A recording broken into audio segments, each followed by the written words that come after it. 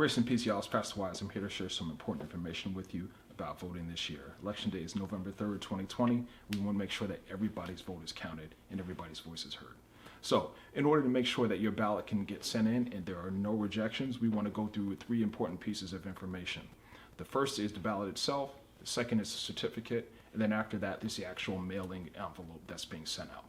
So the first thing you want to do when you have the ballot, you want to take that, make sure you're using a black ink or a black marker, fill in the circles completely so that there's no question about who you actually meant to vote for.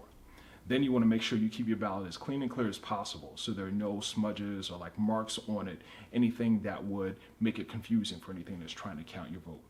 Finally, you want to take it on the back, flip it around, especially if you're in New Jersey, and look at the three important public questions that are being asked. So there's a referendum that's being put out this year, and we're going to make sure that all three of those questions get asked. There are important questions about marijuana legalization, about property tax deduction for peacetime veterans, and also a question about legislative redistricting here in New Jersey. So once you answer all those questions, fold your ballot up, put it into the certificate.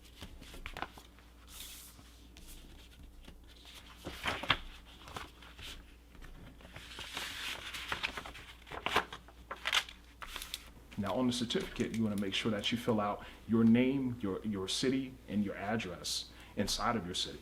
And then you want to make sure that you sign it. And when you sign it, make sure it's as close as possible to the actual signature that you used when you registered to vote.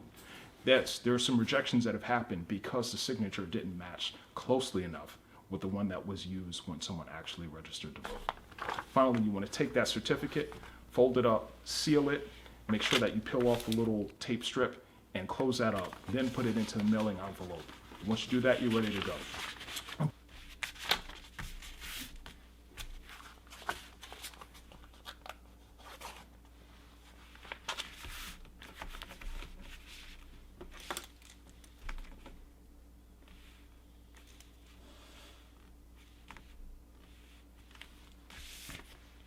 Important thing to note is when you have the mailing envelope, you can mail it out directly through the post office. You can drop it off into one of the designated mailboxes in your county, or you can go and take it and physically hand it to someone, to a poll worker on election day at your polling place.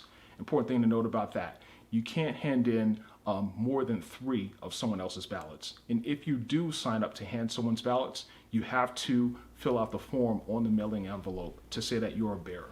Now, you can't handle 3 at a time. You can only handle 3 for this specific election. So you have to limit the number of ballots that you're carrying for other people. You have to sign for it. It all has to be documented. So just be careful with that piece.